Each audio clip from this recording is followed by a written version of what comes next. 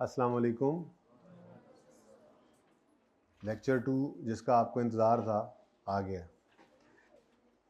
अच्छा जी, कल हमने वैसे ही बस थोड़ा सा गपशप लगाई थी, ठीक है, कि आपके सिलेबस में क्या कुछ है, पेपर का पैटर्न क्या है, ज़्यादा इम्पोर्टेंट टॉपिक्स कौन से हैं, स्टडी मटेरियल क्या होगा, आपने क्या करना है, उसके बाद थोड़ा प्रीवियस नॉलेज जो चाहिए वो, ठीक है।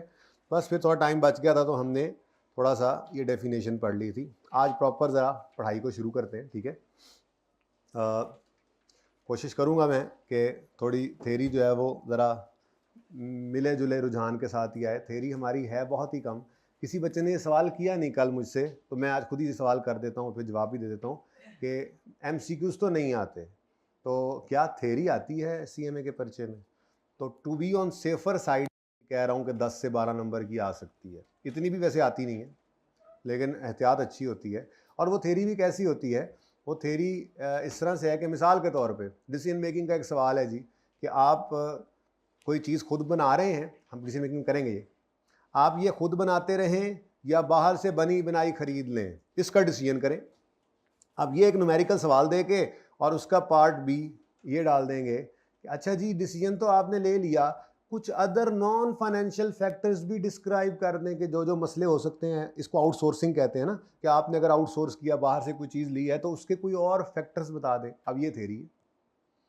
कोई एक काम मिसाल के तौर पर उन्होंने कहा जी आप मार्जिनल एब्जॉर्प्शन से जो है वो प्रॉफिट स्टेटमेंट दोनों से बना दें, और फिर उसने आगे कह दिया कि जी अच्छा ज़रा बता दें एडवांटेजेस या डिसएडवांटेजेस। इस तरह की थेरी नॉर्मली आती है। आपका एक टॉपिक है स्टैंडर्ड कॉस्टिंग वेरिएंस एनालिसिस, तो एक दो बार ऐसा किया भी आई कैप ने, उसने स्टैंडर्ड ये वेरिएंस कैलकुलेट करवा के उसके बाद उसने कह दिया अच्छा बताओ ये वेरिएंसेस की रीजंस क्या हो सकती हैं, फेवरेबल या एडवर्स की। ये थेरी है। तो इस तरह की थेरी नॉर्मली आती है, और कोई इस तरह ये नहीं होगा जो हम पढ़ रहे हैं, ये जो अब एक दो दिन पढ़ेंगे ये थेरी इस तरह से आएगी, लेकिन ये इसके बगैर हम चल नहीं सकते। जैसे मैं आज आपको कॉस्ट क्लासिफिकेशंस की तरफ ले जाऊंगा, प्रोडक्ट कॉस्ट क्या होती है, पीरियड कॉस्ट क्या होती है, मटेरियल लेबर ओवरहेड्स क्या होते हैं, फिर कल इंशाल्लाह हम फिक्स्ड वेरिएबल की बात कर रहे होंगे, तो फिक्स्ड कॉस्ट वेरिएबल कॉस्ट की डेफिनेशन आपको नहीं आएगी, लेकिन इनके बगैर आप चल नहीं सकते सीएमए के अंदर किसी भी सूरत में, ठीक है ना। तो थेरी वाला सवाल आप लोगों ने पूछा ही नहीं, पता नहीं क्या गूंगे बैठे हुए हैं मेरी क्लास में, है जी, तो मैंने खुद ही बता दिया। चले जी। अच्छा, जो पर्पस मैंने कल आपको कहा था वो तो मैंने आपको पढ़ के दे दिया था आई कैप के सिलेबस से, ठीक है। इसको थोड़ा सा डिटेल के अंदर हम देख लेते हैं ताकि हमें पता लगे कि हम कर क्या रहे होंगे। तो पर्पस ऑफ सीएमए क्या है जी, यानी जो काम हम जिसके पीछे हम भाग रहे होंगे इस पूरे सब्जेक्ट के अंदर, ठीक है, वो क्या है जी। सबसे हम प्रोडक्ट की कॉस्ट, यही सारी लड़ाई हमारी चल रही होगी। प्रोडक्ट कॉस्ट जो है वो नॉर्मली हम निकाल रहे होते हैं। भाई ये मिस हो रही है आवाज़ इसकी, ठीक है। अच्छा, वो टोटल कहेंगे तो कोई मसला नहीं है, एक की पर यूनिट निकली होगी तो टोटल मल्टीप्लाई करके निकाल सकते हैं, टोटल निकली होगी पर यूनिट क्या डिवाइड करके भी निकाल सकते हैं। ये चीज़ें हैं, बस प्रोडक्ट कॉस्ट हमने निकालनी है, हमारा फोकस इसके ऊपर होगा, ठीक है। अच्छा, प्रोडक्ट कॉस्ट क्यों निकालना चाह रहे होते हैं हम, कोई बच्चा बता दे। प्रोडक्ट कॉस्ट क्यों निकालना चाह रहे होते हैं जी, कोई बताना पसंद करेंगे? नहीं सर, हम नहीं पसंद करेंगे। हाँ, वो बता यार, देखो मेरी बात सुनो, एक बात सुन लो, यहाँ पे गलत जवाब देने से कुछ भी नहीं होना, कोई नहीं, आपको आपने फेल हो जाना है, पास हो जाना है, यहाँ पे नहीं डिसाइड होता, ठीक है ना। तो दलेरी से जवाब दिया करें, गलत ही होगा ना मैक्सिमम। मैं तो ये कहता हूँ पर्चे में मैक्सिमम क्या हो सकता है, फेल हो सकते हैं, वो भी नहीं होंगे इंशाल्लाह। आप बस रोज आते रहें और जैसे कहा जाए वैसे करते रहें। अच्छा बोले, प्रॉफिट लॉस चेक करने के लिए देखो कॉस्ट तो निकल आई ना, क्यों निकाल रहे होते हैं हम, क्यों इंटरेस्टेड हैं इस कॉस्ट को निकालने में। बहुत अच्छे। असल में बेसिकली हम प्रोडक्ट की कॉस्ट क्यों निकालना में इंटरेस्टेड होते हैं, क्योंकि हमने इसको बेचना है, और बेचने के लिए हमारे जहन के अंदर कुछ एक प्रॉफिट का टारगेट भी होगा। तो पता होगा मुझे चीज कितने में पड़ी, बनाई या खरीदी, ये दोनों काम ही करेंगे हम, ठीक है। भाई हाइब्रिड में आवाज तो नहीं मिस हो रही, आवाज सही आ रही है, आवाज मिस तो नहीं हो रही, ओके है। अच्छा देखें, हम चीज बनाकर भी बेच सकते हैं, खरीद कर भी बेच सकते हैं। ज्यादा फोकस हमारा इस सिलेबस सीएमए के अंदर जो है वो मैन्युफैक्चरिंग बिजनेस के साथ पाला पड़ेगा, थोड़ा बहुत ट्रेडिंग बिजनेस भी आएगा इन्वेंट्री वैल्यूएशन में इस तरह से, लेकिन ज्यादा फोकस जो है तो किस पे होगा, हम चीज बना के बेच रहे होंगे, ठीक है ना। तो हम चीज बनाकर बेचें या खरीद कर बेचें, जब हमने बेचना है उसको तो हमारा एक सर्टेन प्रॉफिट का टारगेट होगा, तो वो प्रॉफिट सेट करेंगे सेलिंग प्राइस को सेट करके, कि इतना प्रॉफिट कमाना है, उस हिसाब से हम सेलिंग प्राइस करेंगे ना अपनी टारगेट, ठीक है। तो अब पता होगा कॉस्ट कितनी है तो उसके ऊपर प्रॉफिट ऐड करके सेलिंग प्राइस निकाल रहे होते हैं ना, ठीक है। तो प्रोडक्ट कॉस्ट पर यूनिट निकालने के लिए निकालना जो है ये, इसमें हम इंटरेस्टेड किस लिए होते हैं, ताकि हम सेल प्राइस निकाल सकें। तो सेल प्राइस पर यूनिट निकालने हम इसमें इंटरेस्टेड होते हैं, ठीक है। अच्छा, सीएमए के अंदर हम इन्वेंट्री वैल्यूएशन भी देख रहे होते हैं। आपने इन्वेंट्री वैल्यूएशन जो है ये की हुई है थोड़ी बहुत पीआरसी के अंदर, IS2 आपने पढ़ा था। तो जो असल में तो इन्वेंट्री वैल्यूएशन कहा तो ये सीएमए से ही गया हुआ है उधर, यूं कहा जाए तो। असल में तो यहाँ इसको सीखेंगे हम, इन्वेंट्री वैल्यूएशन का पूरा एक चैप्टर है। प्रोबेबली बेसिक्स के बाद मैं यही करवाऊंगा, क्योंकि ये सबसे ज़्यादा वो वाली चीज़ है जो आपने की हुई है इंट्रो में। आपने इन्वेंट्री का जो टॉपिक पढ़ा था, जिसके अंदर आपने FIFO को पढ़ा था, पीरियोडिक परपेचुअल पढ़ा था, इन्वेंट्री कार्ड बनाया था, जर्नल एंट्रीज की थी, ये सब कुछ वही सब कुछ यहाँ पे है, ठीक है। तो इंशाल्लाह ये ज़रा कंफर्टेबल आपको ना, आहिस्ता आहिस्ता स्लो पॉइजन देना होता है ना, तो फिर इस बेसिक्स के बाद मैं नॉर्मली इन्वेंट्री वैल्यूएशन करवा देता हूँ, आप खुश होते हैं, हाँ बहुत ज़बरदस्त है भी ऐसे ही आसान है, आप उसका काम रोज़ करना है। अच्छा, उसके बाद आप प्रॉफिट कंप्यूटेशन भी करते हैं। सर प्रॉफिट कंप्यूटेशन वो तो हम पहले भी कर रहे थे, वो तो हम फाइनेंशियल अकाउंटिंग में भी करते हैं। बिल्कुल आप सही कह रहे हैं, प्रॉफिट कंप्यूटेशन आप बिल्कुल करते हैं, लेकिन नॉर्मली जो प्रॉफिट कंप्यूटेशन होती है वो आपकी पूरे बिजनेस की होती है फाइनेंशियल अकाउंटिंग के अंदर, ठीक है। लेकिन इस टॉपिक, इस पर्चे के अंदर, इस सब्जेक्ट के अंदर आप प्रॉफिट कैलकुलेशन को बिल्कुल तोड़ फोड़ सकते हैं। जैसे मिसाल के तौर पे आप प्रोडक्ट वाइज, तीसरी क्लास में जाके पेन गर्म होता है, पेन मिल भी नहीं रहे जी। प्रोडक्ट वाइज प्रॉफिट कैलकुलेशन आप कर सकते हैं कि जी आप, सेठ साहब कहते हैं यार ये जो आप कैलकुलेटर्स बना रहे हो ना, सिर्फ इस कैलकुलेटर का प्रॉफिट मुझे अलग से निकाल के दे दो। अब फाइनेंशियल अकाउंटिंग में हम ये काम नहीं करते, कॉस्ट मैनेजमेंट अकाउंटिंग के अंदर ये काम कर रहे होते हैं। प्रोडक्ट वाइज कर लें आप टोटल ऑर्गेनाइजेशन का भी कर सकते हैं, ऐसी बात नहीं है कि आप फाइनेंशियल अकाउंटिंग के अंदर कर रहे होते थे, टोटल ऑर्गेनाइजेशन का प्रॉफिटेबिलिटी निकाल सकते हैं। अच्छा, कस्टमर वाइज भी कर सकते हैं आप। एक कस्टमर का एक ऑर्डर आया है, उसकी प्रॉफिटेबिलिटी हम निकाल रहे होंगे यहाँ पे। आप रीजन वाइज कर सकते हैं जी, पेशावर का, लाहौर का, कराची का, अलग अलग प्रॉफिट एंड सो ऑन। ये कोई एग्जॉस्टिव लिस्ट तो बन नहीं सकती। आप किसी भी लेवल पे जाके प्रॉफिट कैलकुलेशन किसी भी तरह से कर लें, प्रोडक्ट वाइज कर लें, रीजन वाइज कर लें, कस्टमर वाइज कर लें, टोटल बिजनेस की कर लें प्रॉफिटेबिलिटी, ये कैलकुलेशन आप कर रहे होते हैं। और ये सब कुछ कर क्यों रहे होते हैं? अल्टीमेटली जो मैंने कल बताया भी था, बेसिकली ये कल वाले पर्पज को ही मैंने थोड़ा तोड़ के लिखा है आपके सामने। कल तो वो ICAP का सिलेबस उठाया था ना, prepare account for record and report, क्या चीज़, प्रोडक्ट कॉस्ट, क्यों, फॉर मैनेजरियल डिसीजन मेकिंग। तो उसी को थोड़ा सा मैंने ज़रा तफसील में आपके साथ लिखा। और ये सब काम हम क्यों कर रहे हैं? मैनेजरियल डिसीजन मेकिंग के लिए, मैनेजरियल डिसीजन मेकिंग, ठीक है जी। ओके डन, सही है। अच्छा, अब बात वहीं से शुरू करते हैं जहाँ से आपके उस्ताद ने इंट्रो में शुरू की थी, कि बिजनेस की, ऑर्गेनाइजेशन की टाइप्स जो हैं वो कितनी तरह की हैं। प्रॉफिट सीकिंग और नॉन प्रॉफिट की बात नहीं कर रहे, मैं इस वक्त प्रॉफिट सीकिंग की बात ही कर रहा हूँ, ठीक है। तो विद रिस्पेक्ट टू एक्टिविटीज़ मैं बात करना चाह रहा हूँ कि ऑर्गेनाइजेशन की कितनी टाइप्स हैं? 3 टाइप्स हैं। बिल्कुल आपको तो आती है अकाउंटिंग यार, हैं? कौन कौन सी? मैन्युफैक्चरिंग, ट्रेडिंग और सर्विस, ठीक है। तो अगली बात जो हम यहाँ पे कर लेते हैं, अगली बात जो हम करने लगे हैं वो क्या है? Types of organisations.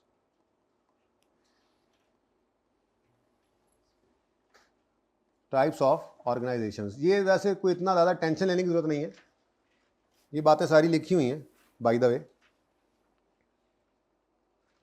कहाँ लिखी हुई है ये मैं ज़रा देख लूँ, ये ट्रेडिंग, मैन्युफैक्चरिंग, सर्विस। लेकिन चलें कोई बात नहीं, हम तो दरख्त लगाएंगे, शाखें बनाएंगे, उल्लू बिठाएंगे और फिर कहेंगे हर शाख पे उल्लू बैठा है, अंजाम गुलिस्तां क्या होगा, ठीक है। तो चलें, ये हमारा टीरी है, टीरी समझते हैं?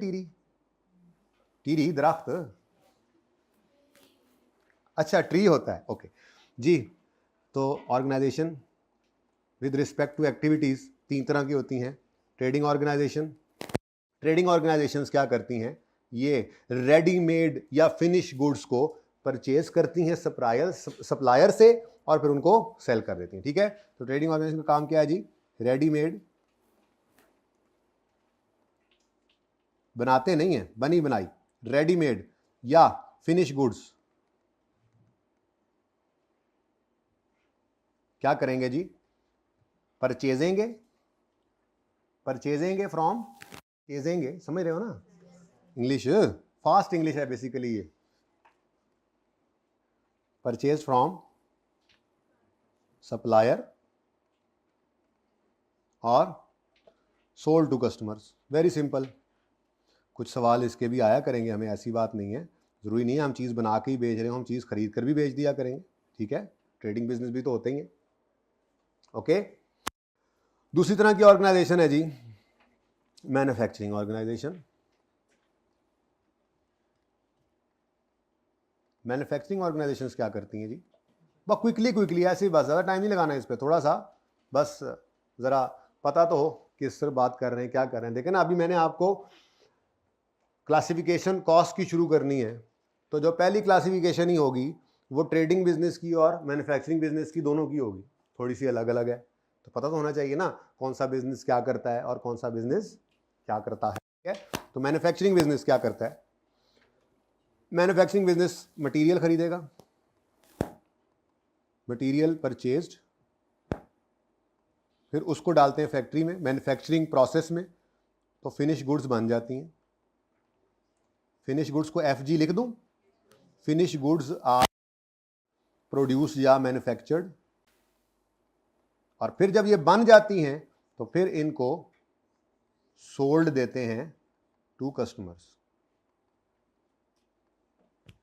मैन्युफैक्चरिंग बिजनेस ज़्यादा पाला आपका CMA के अंदर इसके साथ पड़ेगा, कभी कभी ये भी हुआ करेगा, ऐसी बात नहीं। ठीक है, लेकिन ज़्यादा लड़ाई हमारी ये फैक्ट्री लगाई होनी है हमने हर जगह। ठीक है, चीज़ें बनाकर बेचने की बात। ठीक है, और तीसरी यहाँ पे फिट कर देते हैं। तीसरी तरह का बिजनेस कौन सा है जी? Service organisation.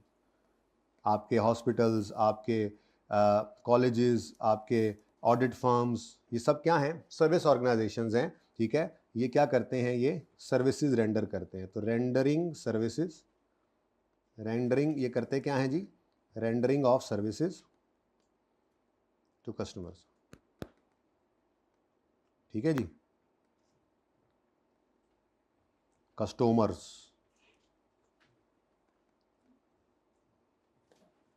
ठीक है, मुश्किल बात है? कोई सवाल है तो पूछ सकते हैं, पूछो ना यार, नहीं पूछना, देख लो। ठीक है, चलें आगे। चलो, अच्छा फिर ऐसा है, अब मैं आपको कॉस्ट क्लासिफिकेशन की तरफ लेके जा रहा हूँ, लेकिन मैं बात इसी की करूँगा, फिर साथ ही थोड़ी सी बात एंड पे ट्रेडिंग ऑर्गेनाइजेशन की कर दूँगा। ठीक है, तो हम कॉस्ट क्लासिफिकेशन की तरफ जा रहे हैं जी। कॉस्ट क्लासिफिकेशन एक कल भी सिखाऊंगा, वो बहुत, ये भी बहुत इंपॉर्टेंट है, लेकिन वो इससे भी ज़्यादा इंपॉर्टेंट है और वेरिएबल की। लेकिन उसको समझाने के लिए मैं आपके साथ थोड़े, हालांकि सिलेबस में वो मतलब ग्राफ्स नहीं है, यानी कि ग्राफ्स रिक्वायर नहीं करता आपसे, ठीक है, लेकिन मैं आपको ग्राफिकल प्रेजेंटेशन से समझाऊंगा कि वो बिहेवियर किस तरह से है कॉस्ट का, क्योंकि वो फिर पूरे CMA के अंदर चलना है, तो उसको बिल्कुल क्रिस्टल क्लियर होना आपके दिमागों में ज़रूरी है। ठीक है, तो इसलिए एक कॉस्ट क्लासिफिकेशन आज करवाऊंगा ताकि मिक्स ना हो दूसरी के साथ, फिर हम इंशाल्लाह वो परसेंटेजेस पे को 15-20 मिनट लगेंगे, वो कैलकुलेट करवाऊंगा आपको, और फिर एक नई शरारत करके भेजूंगा, छोटा सा काम एक करके आपके गले ज़्यादा सा काम डाल के, एज़ यूजुअल वो मैंने भेजना है। प्रोडक्ट की कॉस्ट की तरफ हमने जाना है, लेकिन उस तक पहुंचने के लिए ज़रा थोड़ी सी गपशप पहले ज़रूरी है। जब वो लग जाएगी तो इसके बाद फिर आप इंशाल्लाह उस काबिल हो जाएंगे। ठीक है, और ये मैं बार बार कह रहा हूँ, ये इतनी अहम बातें हैं कि मैं आपसे आज दूसरे दिन ये जो बात कर रहा हूँ, समझे, पहला लेक्चर पढ़ने वाला तो आज का ही है ना, बाकी तो बातें वो हैं जो हमारे पेपर से, सिलेबस से रिलेटेड थी। तो ये जो बातें मैं आज से शुरू कर रहा हूँ, ये आखिरी लेक्चर तक भी आपकी जान नहीं छोड़ेंगी। ठीक है, इसलिए बहुत तवज्जो से, ध्यान से, इत्मीनान से इनको करना है। बेसिक्स के बगैर आप आगे नहीं चल सकते, वेरी सिंपल। ठीक है, तो इसको जितना अच्छा कर लेंगे उतना ही आगे जाके आप स्पेसिफिक टॉपिक को सीख रहे होंगे, ना कि आप इन छोटे छोटे मसाइल के अंदर। आपको कॉस्ट ही नहीं निकालनी आ रही जी। मिसाल के तौर पे मैं कहता हूँ जी, मेरा ये एक सूट है, इसके ऊपर जो है वो 10 मीटर कपड़ा लगता है और हर मीटर कपड़े का जो है वो 100 रुपए का आता है। तो फिर मेरे इस सूट की मटेरियल कॉस्ट क्या निकली? 10 × 100 1000। अब डायरेक्ट मटेरियल कॉस्ट आपको निकालनी होगी आगे। मुझे पता है आपको यह आसान बात लग रही है, लेकिन जब बड़े सवाल आते हैं तो यही बात मुश्किल हो जाती है। तो बेसिक्स के अंदर हम ये छोटी छोटी चीज़ें सीख कर आगे जा रहे होंगे ताकि आगे चल के हमें ये मसले मसाइल ना हो। जो रूटीन में आने वाले काम है, बार बार हर टॉपिक के अंदर आ रहे होंगे। फिक्स वेरिएबल को अलग करना कल सीखेंगे, ठीक है। तो हाई लो मेथड एक मेथड होता है, लगाएंगे। अब वो 3-4 टॉपिक्स के अंदर वो आपका यूज होना है, सीखेंगे यहीं पे, फिर अप्लाई करते रहेंगे, ठीक है। तो पूरी तवज्जो ध्यान के साथ बैठना है, ओके। अच्छा चलें जी, तो फिर कॉस्ट क्लासिफिकेशन पहली जो मैं आपको करवाने लगा हूं,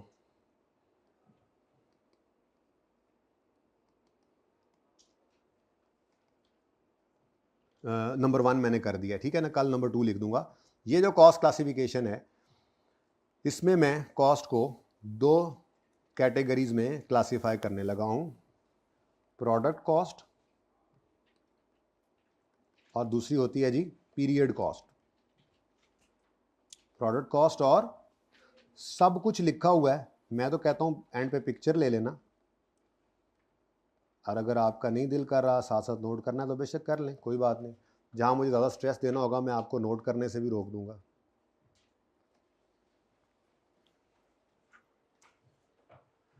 प्रोडक्ट कॉस्ट मैं थोड़ी देर के लिए ना मैं बात कर रहा हूं किसकी? मैन्युफैक्चरिंग बिजनेस की। मैं यहां पे लिख देता हूं product cost in manufacturing business, क्योंकि ट्रेडिंग बिजनेस में ये थोड़ा सा चेंज होना है, वो आसान है इसलिए वो बाद में एंड पे बता दूंगा बस, ठीक है। इन मैन्युफैक्चरिंग बिजनेस। लेकिन इसको समझने के लिए आपको एक तस्वीर समझनी पड़ेगी पहले।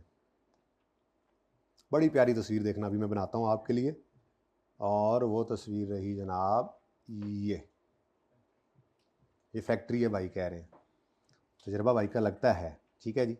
तो ये जनाब हमारी फैक्ट्री है, ठीक है जी। और उसके बाद आपका यहाँ पर कौन सा डिपार्टमेंट बनाना है जी? सेलिंग इतना छोटा नहीं, यहाँ एडमिन आपको बिठाते हैं, एडमिन एंड अकाउंट्स। यहाँ पे आपका HR डिपार्टमेंट आ जाता है जी। चलो ये एक ही जगह पे बिठा सकते हैं आप, ठीक है। तो HR डिपार्टमेंट आ गया, और यहाँ पे आपका सेल्स डिपार्टमेंट। अब इंपॉर्टेंट बात क्या है, हर वो कॉस्ट जो इस चार दीवारी के अंदर की है, यानी इस फैक्ट्री से रिलेटेड है, वो प्रोडक्ट कॉस्ट है, वो प्रोडक्ट कॉस्ट है। यहां पे फैक्ट्री का दरवाजा है, यहां से फैक्ट्री में मटेरियल परचेज करते हैं, फिर उसको प्रोड्यूस करते हैं, तो उसके ऊपर वर्किंग चल रही है और फिर फिनिश गुड्स बनती है, ठीक है। तो इस फैक्ट्री के अंदर मटेरियल आएगा, दरवाजा इधर लगा हुआ है, यहां से मटेरियल आएगा, यहीं से लेबर भी एंटर होगी, और यहीं पर एक मीटर लगा हुआ है जिसपे उसका बिल वगैरह भी आना है। तो सारे वो खर्चे जो इस फैक्ट्री के अंदर हो रहे हैं वो 3 नस्ल के हो सकते हैं, या वो मटेरियल होगा या वो लेबर। अभी मैं इसको और डीप डाउन ले जाऊंगा, डायरेक्ट मटेरियल डायरेक्ट लेबर का लफ्ज बोलूंगा, फिलहाल छोड़ें, ठीक है। या वो मटेरियल होगा या वो लेबर होगी, या इन दोनों के अलावा कोई भी खर्चा जो इस फैक्ट्री के अंदर है, जो प्रोडक्ट बनाने के लिए इस्तेमाल हो रहा है, वो खर्चा तो फैक्ट्री का ही है, वो ओवरहेड कहलाएगा। ये तीनों मिलकर प्रोडक्ट कॉस्ट बनते हैं, ठीक है। इवन इस दरवाजे पर बैठा हुआ गार्ड भी जो है वो इस फैक्ट्री के दरवाजे पे बैठा है, इस शोरूम के दरवाजे पे नहीं बैठा हुआ। तो फैक्ट्री पे बैठा हुआ, फैक्ट्री के दरवाजे बैठा हुआ गार्ड जो है उसकी तनख्वाह भी क्या है? वो प्रोडक्शन। हाँ वो बाद में देखेंगे, वो ओवरहेड कह लेंगे, मटेरियल नहीं है वो, लेबर डायरेक्ट लेबर नहीं है तो ओवरहेड है। बहरहाल फिलहाल मैं क्या कह रहा हूं, प्रोडक्ट की कॉस्ट का पार्ट बनेगी क्या क्या चीज जो जो इस फैक्ट्री की चार दीवारी के अंदर, ठीक है। तो प्रोडक्ट कॉस्ट की डेफिनेशन में लिखने लगा हूं, लिखी हुई भी है वैसे, मैं भी केड़ा मैं चाहती हूँ मार के लिखना, ठीक है। तो product cost in manufacturing business क्या होगी, और all those cost are all those costs that are incurred in manufacturing a product in factory। आसान बात है, that are incurred in manufacturing a product in the factory। हर वो cost जो factory में product बनाने के लिए इस्तेमाल होती है वो क्या है? Product cost. ठीक है, और all those cost that are, लिखा हुआ है, ऐसे ही लिखा हुआ है, मैं वहीं से नकल करके लिख रहा हूं, और मैं कौन सा कोड देख लो, आप देखते भी जो साथ साथ एक आधा बच्चा, मिलती जुलती बात होगी। बाकी आप पिक्चर एंड पे लेना, आपको हाँ जी यहाँ पे ट्री हमें ज़रा अच्छा लग रहा है तो कोई नहीं, पिक्चर लेना, घर जाके बना लेना, कुछ साथ साथ भी बना रहे होंगे, कोई बात नहीं, लेकिन बातें ये नोट्स के अंदर भी लिखी हुई हैं। ठीक है, तो all those cost that are incurred in manufacturing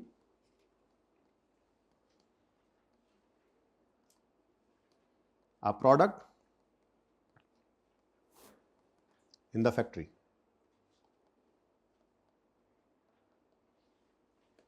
ठीक है जी। अब ये जो कॉस्ट्स हैं ये 3 तरह की हो सकती हैं, ये अभी भी बताया आपको, ये 3 तरह की हो सकती हैं। कौन कौन सी? Material, labour, overhead. लेकिन मैं इसको ना अब थोड़ा सा और बेहतर कर रहा हूं। वो कैसे? मटेरियल नहीं, डायरेक्ट मटेरियल। क्या होता है अभी बताता हूं। ठीक है जी, डायरेक्ट मटेरियल, डायरेक्ट लेबर,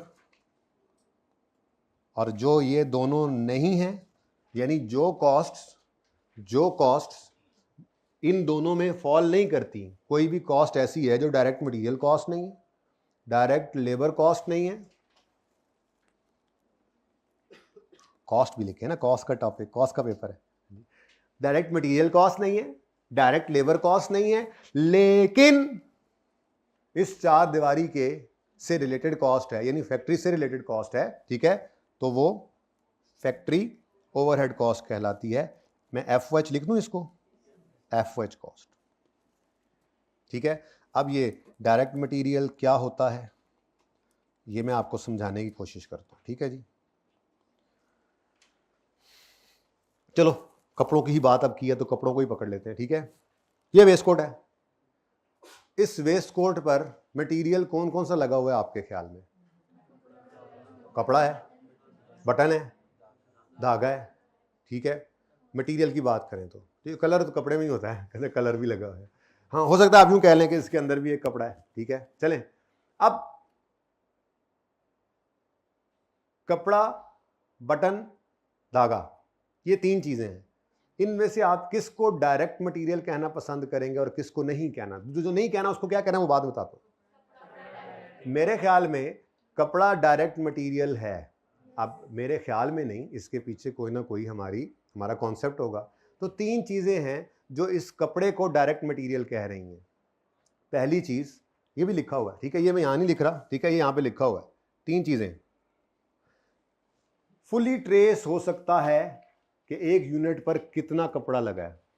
मैं कहता हूं जी मिसाल के तौर पे इस पर 2 मीटर कपड़ा लगा है, यही काफी नहीं है।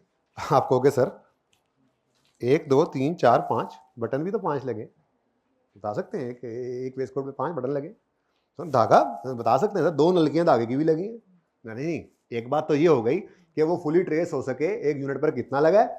दूसरा, वो इंटेग्रल पार्ट बने फिनिश गुड्स का। अच्छा, ये थोड़ा सा जरा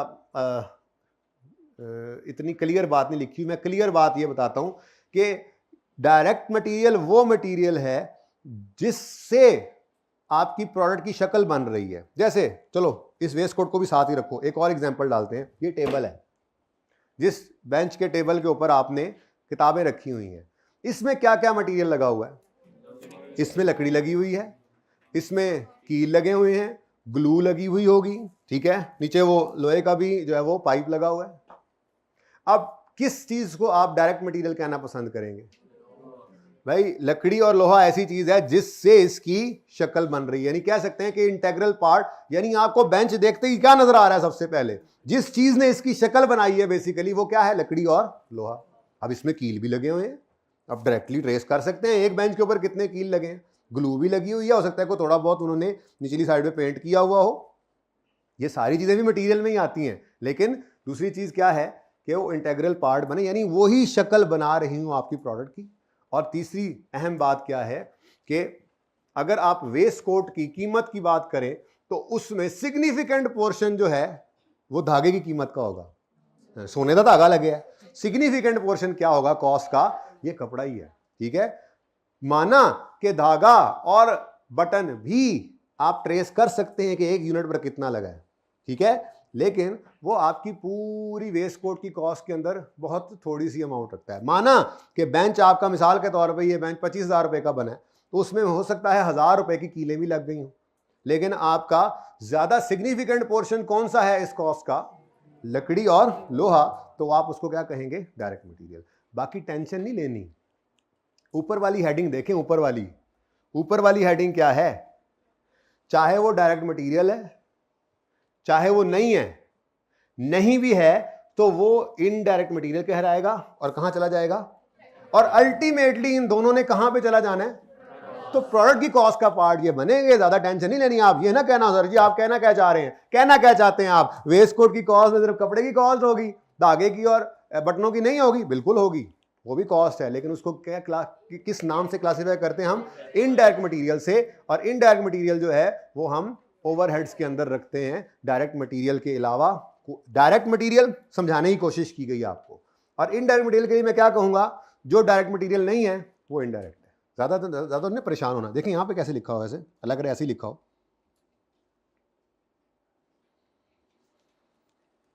चलो उन्होंने लिख दिया है बहरहाल मैथ, अच्छा ये लिखा हो all factory expenses other than direct material direct, हाँ वह बेहतरीन हो गया। ठीक है, तो आसान तरीका भी क्या है, छोड़ मैं पढ़ा दूंगा, छोड़ो फिलहाल देखो।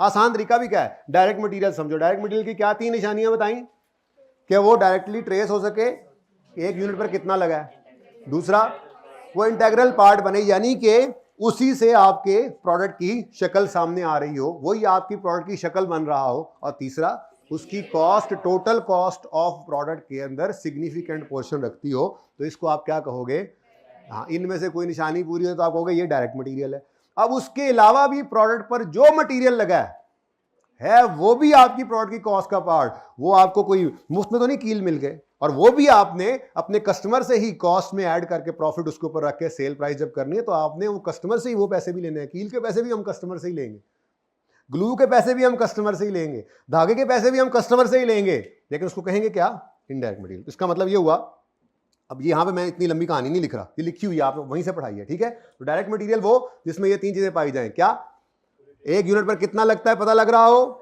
और ये इंटेग्रल पार्ट बन रहा हो, और इसकी कॉस्ट सिग्निफिकेंट हिस्सा रखती हो टोटल कॉस्ट के अंदर, तो ये क्या है, डायरेक्ट मटेरियल।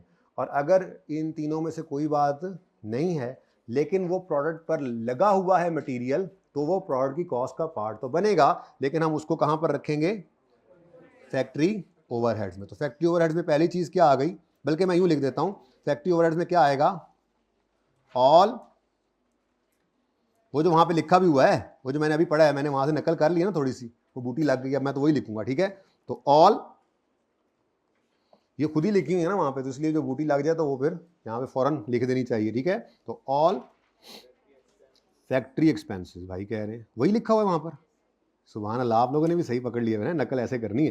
तो all factory expenses other than direct material and direct labour.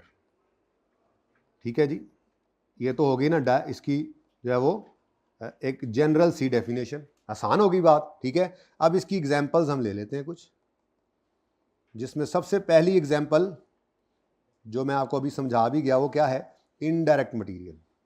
क्या है जी, इनडायरेक्ट मटेरियल। डायरेक्ट मटेरियल क्या होता है वो आपको समझा दिया।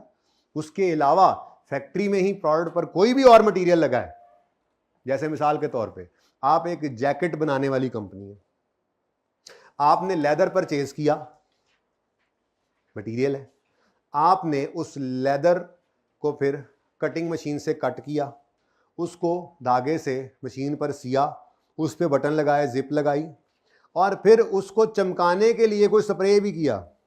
अब मेरे ख्याल में इन सारी कहानियों के अंदर सिर्फ लेदर या उसके अंदर लगने वाला एक कपड़ा जो है उसको आप डायरेक्ट मटेरियल कह सकते हैं। उसके अलावा आपने कोई जिप लगाई, कोई धागा लगाया, कोई जो है वो स्प्रे चमकाने के लिए किया, कुछ भी ऐसा किया जो उस जैकेट पर ही लगा है, लेकिन इनसिग्निफिकेंट पार्ट है। ठीक है, सिग्निफिकेंट पार्ट नहीं बन रहा, और नॉर्मली वो उस तरह से नज़र भी नहीं आ रहा था धागा को, इस तरह से उसी की वजह से शक्ल बन रही है, ऐसा कुछ नहीं होता, ठीक है। तो उसको हम क्या कर देते हैं, प्रोडक्ट की कॉस्ट का ही पार्ट बनाना है, लेकिन उसको इनडायरेक्ट मटेरियल कह के FOH में डाल देते हैं। मैं अभी आप लोगों ने मैन्युफैक्चरिंग अकाउंट किया हुआ है इंट्रो में, मैं आपको याद कराऊँ, एक सवाल मैं करवा दूंगा फिर भी, लेकिन मैन्युफैक्चरिंग अकाउंट जो आपने किया हुआ है ना, वो आपको अगर याद आ जाए तो आपको नजर आ रहा होगा, उसमें डायरेक्ट मटेरियल, डायरेक्ट लेबर, ये मिलकर बना करती थी प्राइम कॉस्ट। उसमें आप FOH ऐड करते थे तो ये बनती थी टोटल फैक्ट्री कॉस्ट। उससे आगे भी ना जाए फिलहाल, ठीक है ना। तो टोटल फैक्ट्री कॉस्ट दरअसल क्या है, टोटल प्रोडक्ट की कॉस्ट है, फैक्ट्री के अंदर होने वाले सारे खर्चे। ऐसे ही डायरेक्ट मटेरियल समझ आ गया, डायरेक्ट मटेरियल समझ आया है, यहां से पढ़ भी लो। प्रोडक्ट कॉस्ट क्या है, मैंने वहां यहीं से नकल करके लिखा था कि मैन्युफैक्चरिंग ऑर्गेनाइजेशन में, ट्रेडिंग में क्या होता है वो भी बताता हूं। मैन्युफैक्चरिंग ऑर्गेनाइजेशन के अंदर प्रोडक्ट कॉस्ट क्या है, वो सारी कॉस्ट जो कि इनकर होती है for manufacturing product in the factory. The cost are also known as production cost और manufacturing cost. Product cost have 3 main elements, direct material cost, direct labour cost और FOH। डायरेक्ट मटेरियल क्या है, direct material cost include cost of any substance और ingredient which can be fully traced to one unit, becomes integral part of finished good and has a significant part in overall cost of finished goods. Example are leather in jacket, cloth in shirt, wood in table। यही जो 3 बातें मैंने आपको बताई हैं, ये यहाँ पर लिखी हुई हैं, सिंपल सी एग्जांपल्स, ठीक है। यहाँ तक को मसला। अब जो इनके अलावा, यानी जो डायरेक्ट मटेरियल नहीं होगा लेकिन प्रोडक्ट पे लगा हुआ है, वो कहाँ चला जाएगा? All factory expenses or manufacturing costs other than direct material and direct labor are collectively known as factory overhead cost. It is also known as production overhead cost, indirect manufacturing cost, indirect factory cost। ये different नाम लिखे हुए हैं, कहीं परेशान ना हो, ठीक है। इसकी एग्जांपल्स हैं, इनडायरेक्ट मटेरियल में glue, lubricant, oil, grease, tape, welding rod. Welding rod किसे कहते हैं? ये जिससे ये पाइप जोड़ा गया, वो जो वेल्डर आकर वो जो थोड़ी देर बाद लगाते हैं, वो थोड़ी देर बाद खत्म हो जाता है, तो वो भी तो मटेरियल लगा था ना, वो क्या है? इनडायरेक्ट मटेरियल, ठीक है। उसके बाद blade, screws, gloves, cleaning supplies, nails, drills, ठीक है। ये सब क्या है? ये इनडायरेक्ट मटेरियल है, यूज हो रहे हैं, लेकिन इनके अंदर वो 3 शर्तें नहीं पाई जाती। प्रोडक्ट की कॉस्ट का पार्ट फिर भी बनाएंगे, लेकिन इसको क्या कहेंगे? Indirect material. और ये किसका हिस्सा बनेगा? FOH का। समझ आ रही है? जाग रहे हैं ना सारे?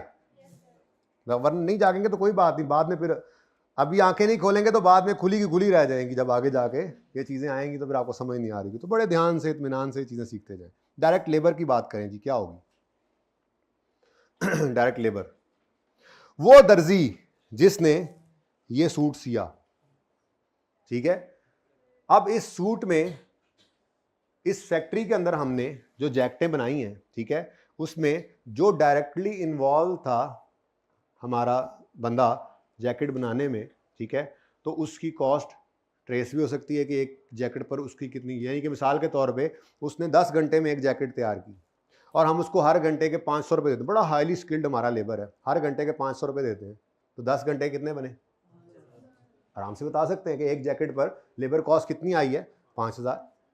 और फिर लेबर की जो कॉस्ट है, ये लेबर की जो कॉस्ट है डायरेक्ट वाली, इस बंदे की जो कॉस्ट है, ये बाकी सारी कॉस्ट के हिसाब से देखें तो एक काफ़ी जो है वो इसका सिग्निफिकेंट पार्ट भी है, ठीक है। और इसी ने ही तो इस शक्ल के अंदर उसको डाला है। तो डायरेक्ट लेबर की भी कहानी वैसी ही है, ठीक है।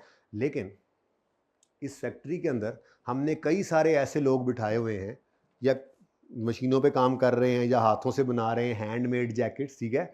तो वो सारे तो लगे हुए हैं, हम उनको डायरेक्ट लेबर कह रहे हैं।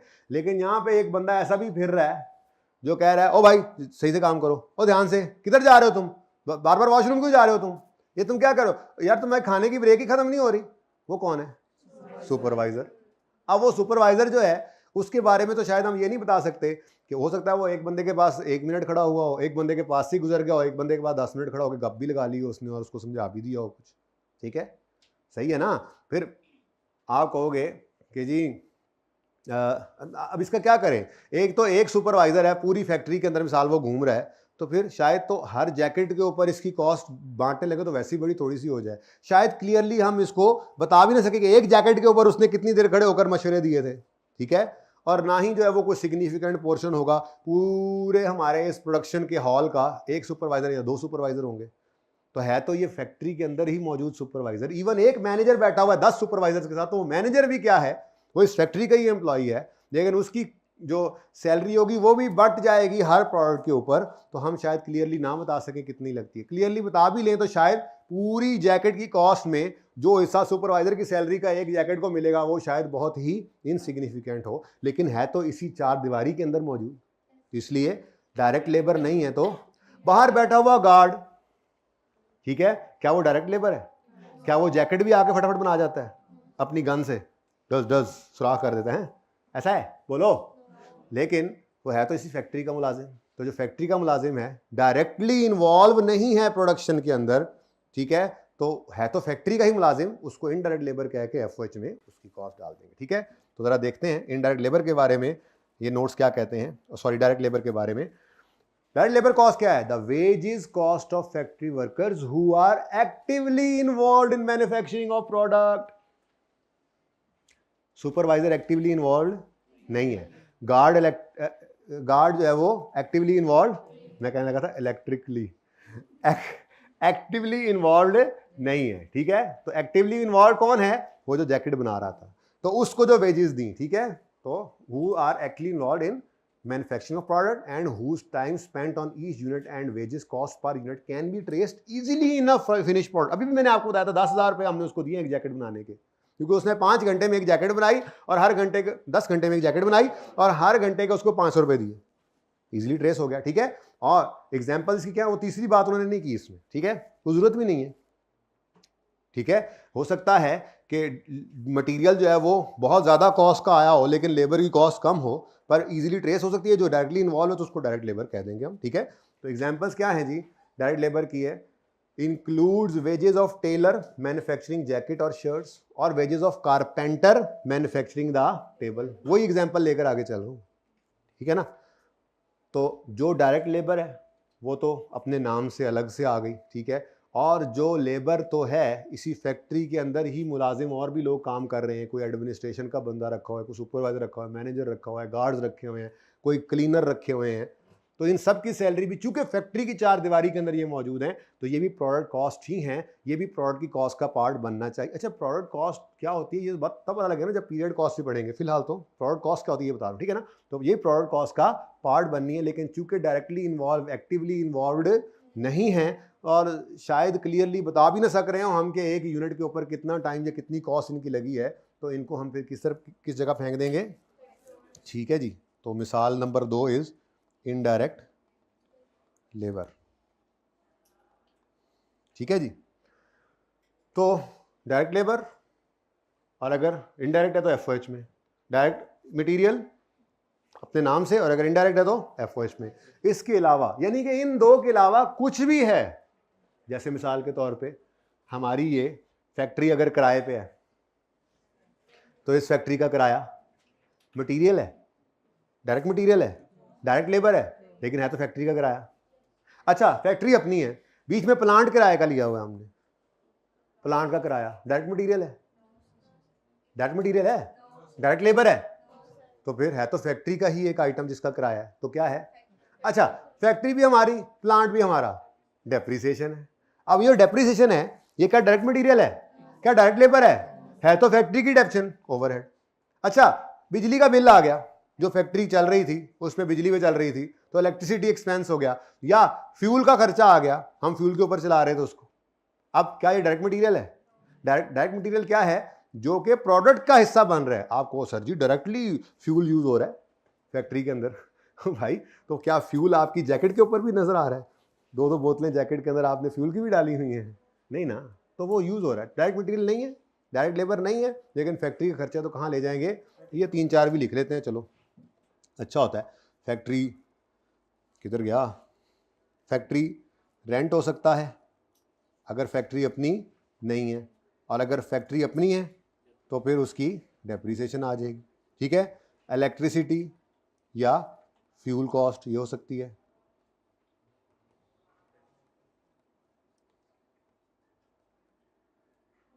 एंड सो ऑन इसलिए कर रहा हूं कि जो डायरेक्ट मटेरियल डायरेक्ट लेबर नहीं है लेकिन फैक्ट्री का खर्चा है, तो वो क्या है? एफएच, ठीक है। कोई मसला? यहां तक कोई मसला?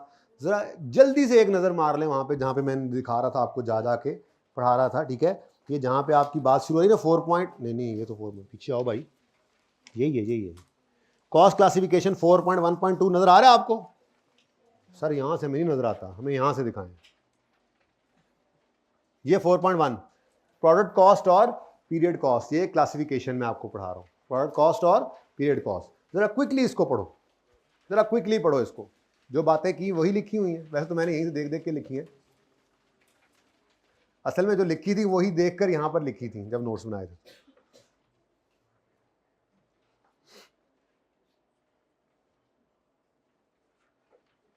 खेती करो, वक्त काटे मुकाबला सख्त।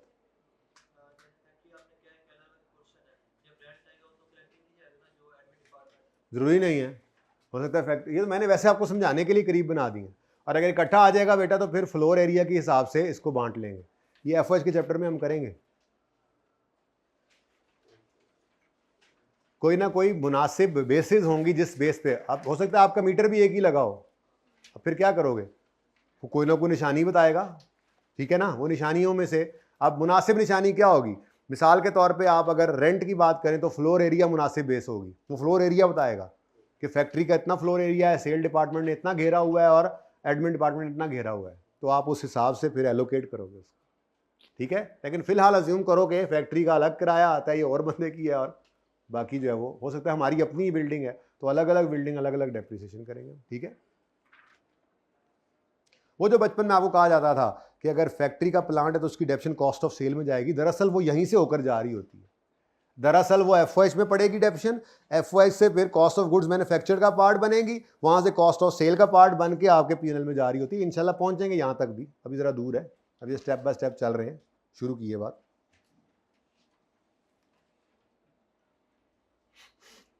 जी सही है, कोई मसला मसैल? कोई मसला मसैल नहीं है। मैं ज़रा थोड़ी सी बात आपको इस तरह से भी कर दूं, मेरा दिल कर रहा है कि ये दरअसल जो आप मैन्युफैक्चरिंग अकाउंट बनाते होते थे ना, मैं वो उसका नाम नहीं लिख रहा अभी, मैं मिसाल के तौर पे कहता हूँ डायरेक्ट मटेरियल जो है हमारा, डायरेक्ट मटेरियल कॉस्ट मिसाल के तौर पे मेरी है जी 100 रुपये, डायरेक्ट लेबर की कॉस्ट लेट से 80 रुपये है। अच्छा, एक चीज़ और भी होती है, वो है डायरेक्ट एक्सपेंस, नाम सुना हुआ इसका? डायरेक्ट एक्सपेंस जो होता है ना, वैसे ज़रूरत नहीं है, डायरेक्ट एक्सपेंस मुझे नहीं नज़र आया कभी सीएमए के अंदर, शायद कोई एक आध बार नज़र, चलो मिसाल दे देता हूँ, वैसे लिखता नहीं हूँ, ठीक है। मिसाल के तौर पे आप घर बनवा रहे थे, ठीक है, और बल्कि बना रहे थे खुद ही, ठीक है, आप खुद ही घर बना रहे हैं, अब उस घर बनाने के ऊपर आपका मटेरियल जो है ईंटें, बजरी, सीमेंट, सरिया, रेत लग रहा है, डायरेक्ट मटेरियल, बोलो। उसके बाद आपके जो मिस्त्री मजदूर काम कर रहे हैं वो डायरेक्ट लेबर। उसके बाद आपके कुछ और खर्चे भी होते हैं, जैसे आपने जो है वो मीटर लगवा लिया, नहीं लगा भी मीटर तो जनरेटर रखवा दिया, आपको बिजली की पानी की ज़रूरत पड़ रही होती है, तो कुछ ओवरहेड्स भी आपके खर्च हो रहे हैं, ठीक है। और फिर वो वक्त आया जिस वक्त आपने छत डालना था। अक्सर ऐसा होता है ना, आप रात को इतवार वाले दिन सोए होते हैं, सुबह सुबह जो है वो नमाज़ पढ़ के आप सो जाते हैं, यार आज इतवार मनाएंगे, और साथ वाले घर की कंस्ट्रक्शन हो रही होती है, तो सवेरे सवेरे वहाँ पर वो जो है वो पीटर इंजन आ जाता है, डर डर डर डर डर, क्या हो रहा है जी, वो छत डाल। तो वो दिन आ गया जिस दिन आपने छत डालनी थी। अब छत डालने के लिए आपको पता है कि एक स्पेसिफिक जो है वो इक्विपमेंट आता है, वो एक वो गोल गोल सा होता है, वो जो घूम के मसाला तैयार करता है, ठीक है। फिर एक जो है वो लिफ्ट सी होती है खंबे के ऊपर, जो ऊपर लेके मसाला जाती है, और फिर उसके अलावा आपका जो है वो जो जनरेटर वगैरह और फ्यूल वगैरह, ये कुछ ऐसी चीज़ें होती हैं, वो नॉर्मली आपके जो कंस्ट्रक्शन वाले लोग होते हैं ना, कॉन्ट्रैक्टर भी होते हैं, वो उनके अपने पास नॉर्मली नहीं होता, वो नॉर्मली ऐसा करते हैं कि उसको किराए पे ले आते हैं। तो मिसाल के तौर पे आप जिससे घर बनवा रहे थे उसने 50,000 रुपये किराया दिया, और ये सारा सामान एक दिन के लिए किराए पे ले आया और आपकी छत डाल दी। अब डायरेक्ट मटेरियल है क्या ये, किराया 50,000, बोलो क्या डायरेक्ट लेबर है ये? लेकिन ओवरहेड भी तो नहीं कह सकते इसको, अच्छी खासी कॉस्ट भी है, और बताया जा सकता है एक घर के ऊपर ये 50,000 लगा है, तो ऐसा खर्चा जो डायरेक्ट मटेरियल, डायरेक्ट लेबर भी नहीं है लेकिन ओवरहेड भी नहीं है, और डायरेक्ट एक्सपेंस कहलाता है, पर सीएमए के अंदर इसका रवाज नहीं है, ये आपको नज़र नहीं आएगा, वैसे मैंने बता दिया, इसलिए मैं लिख नहीं रहा यहाँ पे, ठीक है। तो डायरेक्ट मटीरियल और डायरेक्ट लेबर ये दोनों मिलकर 180 रुपये बने। इसको क्या कहते हैं, आपने बचपन में पढ़ा हुआ है, मैं तो बस रिवीजन ही करा रहा हूँ, मुझे मतलब मैं रिवीजन कराते कराते ही बूढ़ा हो जाऊंगा मुझे लगता है। हाँ जी, डायरेक्ट मटेरियल डायरेक्ट लेबर मिलकर क्या बनेगा? Prime cost. अब इस प्राइम कॉस्ट के अंदर आपने क्या ऐड करना होता है? Factory overheads. तो वो जो मैंने आपको 3-4 एग्जांपल्स दी वही लिख लेते हैं। क्या कहा था जी मैंने? इनडायरेक्ट मटेरियल आएगा इसमें, इनडायरेक्ट मटेरियल कॉस्ट आ गई, इनडायरेक्ट लेबर कॉस्ट आ गई, डेप्रिसिएशन ऑफ लेट से प्लांट, ऐसी मिसाल के तौर पे प्लांट आ गया, उसके बाद इलेक्ट्रिसिटी या फ्यूल आ गया, बस काफ़ी है। ठीक है, अब ये जो डिब्बा है ना, डिब्बा ये जिसमें ये सारे खर्चे आएंगे, मैं मिसाल ले लें इसकी भी कोई, ये 30 रुपये, ये 15 रुपये, ये 55 रुपये, ये 68 रुपये, कितना बनता है? ऐसे ही बस 65 कर लें यार, चलो आप सर राउंडिंग बताएं ना ज़रा, हम ज़बानी बता लें। डिब्बे का total 160। Now this 165 is factory overhead cost, ये FOH है। डायरेक्ट मटेरियल, डायरेक्ट लेबर, ये मिलकर क्या बनता है? Prime cost. अच्छा, और डायरेक्ट मटेरियल, डायरेक्ट लेबर और FOH, ये तीनों मिलकर क्या बनते हैं? Total factory cost. अच्छा, एक और भी बात है, क्या है? अगर आप लेबर और ओवरहेड्स को ऐड करें तो ये दोनों क्या बनते हैं?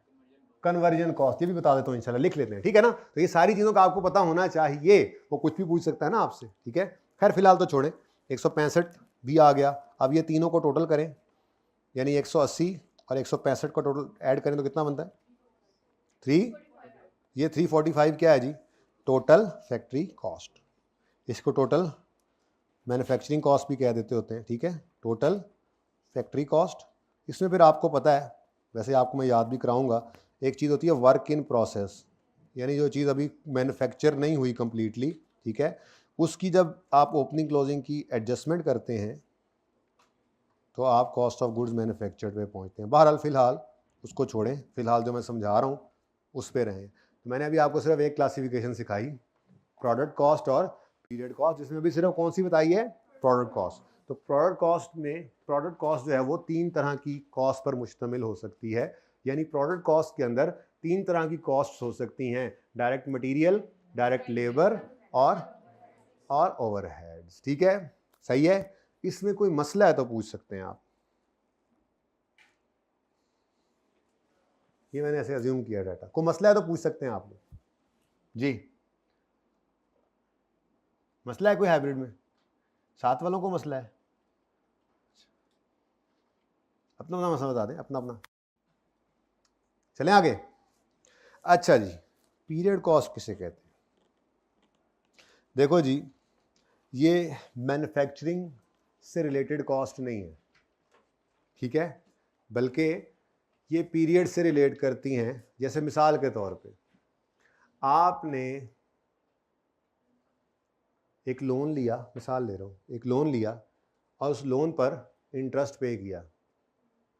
अब ये जिस अरसे में आपने लोन इस्तेमाल किया है, ये उस अरसे के अंदर आपका एक्सपेंस बनना चाहिए, ठीक है, सही है? आपने मिसाल के तौर पे एडमिनिस्ट्रेशन वाले डिपार्टमेंट को सैलरीज पे की, ये प्रोडक्ट की कॉस्ट का पार्ट नहीं है, एडमिन डिपार्टमेंट अलग है, मैंने वो देखो अलग रखा हुआ है, ठीक है? तो चलो पहले लिखता हूँ फिर समझाता हूँ, ठीक है? पीरियड कॉस्ट क्या है? Are not associated with, let me नकल first, are not associated with, कितने गया पीरियड कॉस्ट ये, ठीक है जी, बिल्कुल ठीक है, बिल्कुल ठीक है, देख लिया मैंने, बस याद आ गया मुझे। आर, ये मैं इसलिए भी बेटा सेम लिख रहा हूँ कि आप लिखने की मुसीबत में ना पड़े ना, ठीक है? पिक्चर ले लेना कि चलो अगर आपको अच्छा लग रहा है तो यही चीज़ें वहाँ लिखी हुई हैं, ठीक है? आर नॉट एसोसिएटेड विद, किसी भी तरह से लिखा जा सकता है अपने अल्फाज में,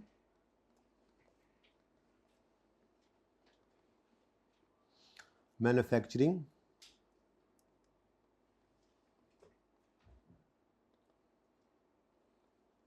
ऑफ प्रोडक्ट।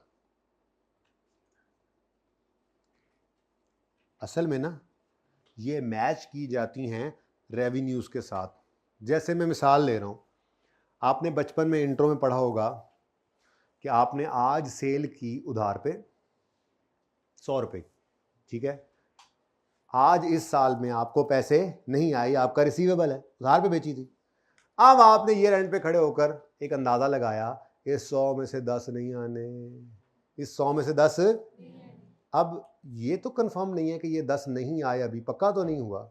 आपको शक है कि अगले साल इसमें से 10 रुपये नहीं मिलेंगे, तो अगले साल का वेट करते थे या इसी साल में उस 10 रुपये को एज एन एक्सपेंस रिकॉर्ड करते थे?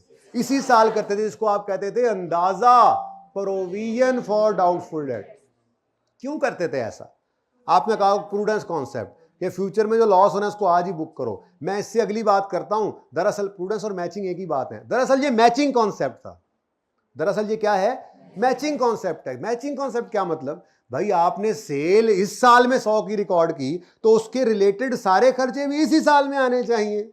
हालांकि उसने एक्सपेंस और भागना अगले साल में था, लेकिन आपने कहा चूंकि इस पैसे को आज हमने उधार पे चीज बेची है ताकि सेल बढ़े, तो उस सेल को हमने इस पीरियड में रिकॉर्ड किया है, तो आज अंदाजा लगाकर जो कल को उसने 10 रुपए का नुकसान है उसको भी आज ही हम रिकॉर्ड करेंगे, क्योंकि हमने रिलेटेड इनकम्स और एक्सपेंसेस को मैच करना होता है। तो ये पीरियड कॉस्ट जो होती है ये वही होती है, ठीक है।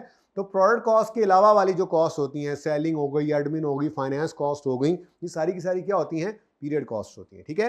तो ये मैं सिर्फ लिख लूँ पूरा, फिर पार्ट 2 शुरू कर लें, ठीक है। तो period cost are not associated with manufacturing of product and are matched with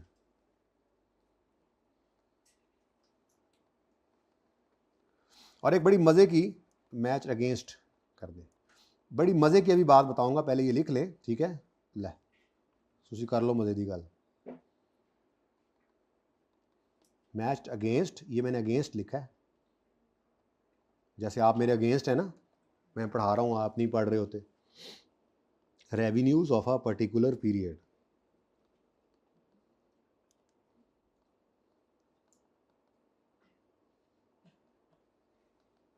ठीक है जी। मिसाल के तौर पे 3 ही नाम इसके भी लिख लें।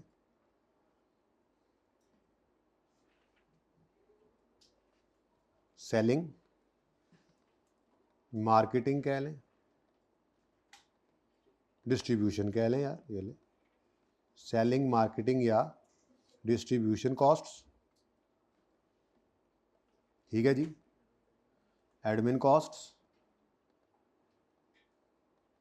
मिसाल के तौर पे फाइनेंस कॉस्ट,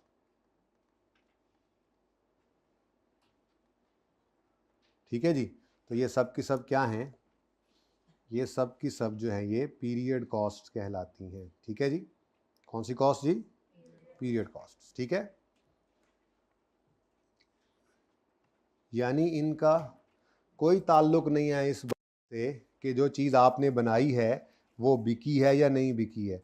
मैं एक छोटी सी मिसाल ले रहा हूँ, शायद आपको समझ आ जाए। पीएनएल बनाते होते थे आप? पीएनएल, ठीक है। अच्छा, अब एक चीज़ है, एक प्रोडक्ट है जो आपने बनाई, लेट्स से 10 रुपए की कॉस्ट उस पर, ठीक।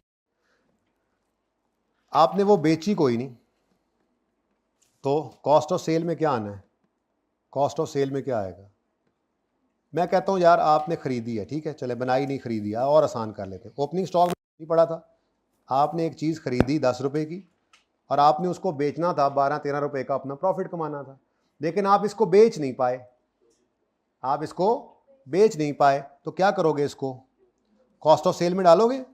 नहीं, आप इसको कहोगे भाईजान ये कॉस्ट ऑफ सेल का हिस्सा नहीं बनानी, बल्कि इसको क्लोजिंग स्टॉक कहो और इसको यहाँ से उठाकर ले जाओ बैलेंस शीट में, करंट एसेट्स में, स्टॉक, क्लोजिंग स्टॉक कितना जी? 10 रुपये। अब जब अगला पीरियड आएगा तो पीएनएल जब बनेगा, तो आपने जब ये चीज़ सेल करनी है, लेट्स से 15 रुपए की आपने ये बेच दी, तो अब आपकी कॉस्ट ऑफ सेल जो है उसके अंदर क्या होगा? ओपनिंग स्टॉक में ये पड़ा हुआ था कितना? 10 रुपए का। कोई चीज़ आपने, मैंने एक ही प्रोडक्ट बस खरीदी थी, बस बिजनेस खत्म, बस, ठीक है। समझाने के लिए कह रहा हूँ, परचेज कुछ भी नहीं किया, और चूंकि ये अब बिक गई है तो क्लोजिंग स्टॉक में भी कुछ नहीं माइनस होना, तो ये 10 रुपए क्या बन गया? अब जाके कॉस्ट ऑफ सेल बना, और आपका प्रॉफिट कितना आ गया? तो ये क्या हुआ है बेसिकली? ये आपका कौन सा था? ये आपका ईयर 1 था और ये आपका ईयर 2 है। तो ये जो चीज़ है ना, ये प्रोडक्ट कॉस्ट कहलाती है। ये क्या कहलाती है जी? इसमें एक खसूसियत ये है कि ये आपकी एक पीरियड से दूसरे पीरियड में ट्रेवल करती है, इसीलिए तो इसको पीरियड कॉस्ट नहीं कह रहे। ये जब बिकेगी तो कॉस्ट ऑफ सेल यानी एक्सपेंस बनेगी। जब तक अनबिक्ड है, अनसोल्ड है, तो ये एसेट है और ये अगले पीरियड में ट्रेवल कर जाएगी। जबकि पीरियड कॉस्ट जो होती है उसके बारे में कभी ऐसा नहीं सुना हमने। आपके सैलरी एक्सपेंस एडमिन की, आपकी डेप्रिसिएशन एडमिनिस्ट्रेशन का, या सेलिंग डिपार्टमेंट की आपकी फाइनेंस कॉस्ट, वो तो ऐसा नहीं होता कि आपकी इस पीरियड से अगले पीरियड में मूव कर जाए, वो तो फॉर द ईयर एक्सपेंसेस है। थोड़ी सी बात थी, समझ नहीं भी आई तो खैर है, आगे चल के समझ आ जाएगी, ठीक है। ऐसी थोड़ी सी बात आपको जरा फर्क सामने करना चाह रहा था कि प्रोडक्ट कॉस्ट और पीरियड कॉस्ट में फर्क क्या है। जो पीरियड कॉस्ट होती है ना जी, वो आपकी, ये देखें, ये आपका जीपी आ गया, जीपी कुछ भी नहीं आया, ठीक है, तो एक ही प्रोडक्ट थी ना। उसके बाद जो एक्सपेंसेस है ना, आपके एक्सपेंसेस जिनमें आपके सेलिंग एक्सपेंसेस होंगे, लेट से आपका सेलिंग एक्सपेंस 2 रुपए का है, ये माइनस होगा। आपका एडमिन एक्सपेंस है, माइनस होगा। आपकी फाइनेंस कॉस्ट है, भाई आपने बैंक से लोन लिया हुआ है, बैंक को क्या है इससे कि आप चीज बेच पाए या नहीं बेच पाए हैं, ये चाहे आपका लॉस बन जाए, ये कॉस्ट आगे मूव नहीं करेंगी, ठीक है। तो ये क्या है, पीरियड कॉस्ट, ये रिलेट करती है किसी एक स्पेसिफिक पीरियड से। और प्रोडक्ट कॉस्ट जो है वो प्रोडक्ट की मटेरियल, लेबर, ओवरहेड की कॉस्ट है, ठीक है। वो प्रोडक्ट की कॉस्ट प्रोडक्ट के अंदर पड़ी हुई है। अगर प्रोडक्ट इस साल में बिक गई तो वो इसी साल एक्सपेंस होगी, इस साल नहीं बिकेगी तो यहां से निकल के देख लो आगे चली गई थी। लेकिन छोड़ो इस बात को, पता नहीं कहां निकल गया मैं, ठीक है। तो सादा बात, पीरियड कॉस्ट किसे कहते हैं, वो कॉस्ट जो मैन्युफैक्चरिंग से रिलेटेड नहीं है, प्रोडक्ट की मैन्युफैक्चरिंग से रिलेटेड नहीं है, और उनको हम मैच करते हैं किसी पर्टिकुलर पीरियड के रेवेन्यू के साथ। यानी कि और आसान करें तो ये कह सकते हैं कि जिस पीरियड में इनकर होती हैं ये उस पीरियड के अंदर रिकॉर्ड होती है, ठीक है, गॉट इट। तो ये पहली क्लासिफिकेशन हमने पढ़ी, प्रोडक्ट कॉस्ट या पीरियड कॉस्ट, ठीक है जी। पार्ट 2 स्टार्ट कर लें।